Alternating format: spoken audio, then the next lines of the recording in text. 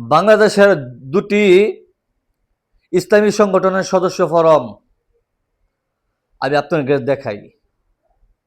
আপনারাই যাচাই করবেন যে আসলে কোনটা ইসলামী সংগঠন।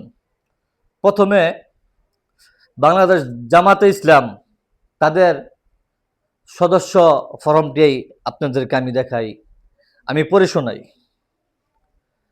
নাম্বার ১, আমি বিশ্বাস করি যে দেশের শান্তি শৃঙ্খলা এবং ন্যায় বিচার প্রতিষ্ঠা করিতে হইলে শাসন ক্ষমতা ধার্মিক চরিত্র ও নিঃস্বার্থ লোকদের হাতে থাকতে হবে।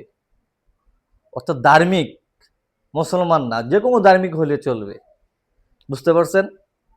দ্বিতীয় হলো, বাংলাদেশ জামাতে ইসলাম ও রাষ্ট্রের সকল স্তরে ও ধরনের সৎ ও যোগ্য লোকদের শাসন প্রতিষ্ঠা চেষ্টা করিতে হইবে। অর্থাৎ যোগ্য লোকদের শাসন প্রতিষ্ঠা করতে হইবে আর কি বলিয়া এই সংগঠনকে আমি আন্তরিকভাবে সমর্থন করি। নাম্বার ৩, রাজনৈতিক স্থিতিশীলতা ও অর্থনৈতিক মুক্তির জন্য বাংলাদেশকে একটি কল্যাণ রাষ্ট্র হিসাবে গড়িয়া তুলিবার উদ্দেশ্যে আমি জামাতে ইসলামের সহিত সহযোগিতা করিব। নাম্বার ৪, আমার জীবনকে নৈতিক দিক দিয়া উন্নত করিবার জন্য সর্বদা চেষ্টা করিব। এই জন্য আমি বাংলাদেশ জামাত ইসলামের সহযোগী সদস্য হইলাম।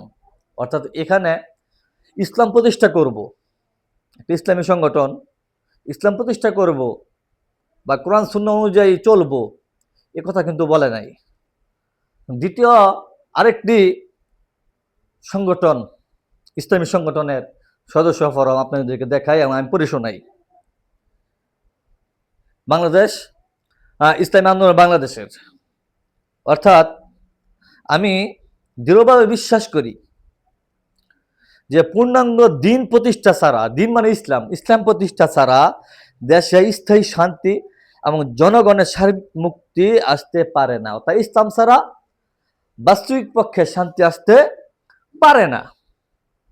অতএব আল্লাহকে হাজির নাজির জেনে ওয়াদা করতেছি যে আমি ইসলামী আন্দোলন বাংলাদেশ শরিক হয়ে জান মাল দিয়ে আন্দোলনের সার্বিক সহযোগিতা ও যাবতীয় নিয়ম কানুন শৃঙ্খলা মেনে চলার চেষ্টা করব। আল্লাহ তাআলা আমাকে ওয়াদা পালনের তৌফিক দান করুন, আমিন।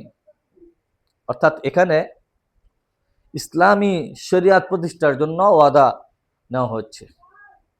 অতএব দুটি ইসলামী সংগঠনের কোনটি ইসলামী সংগঠন, কোন সংগঠন করলে দুনিয়া আখিরাতে মুক্তি পাওয়া যাবে, এর দায়ভার আপনাদের কাছে দিলাম, এর বিচার আপনাদের কাছে দিলাম। আপনারাই যাচাই করবেন, আসলে এই সদস্য ফরম গুলো দেখে যাচাই করবেন যে কোনটা ইসলামী সংগঠন। ধন্যবাদ।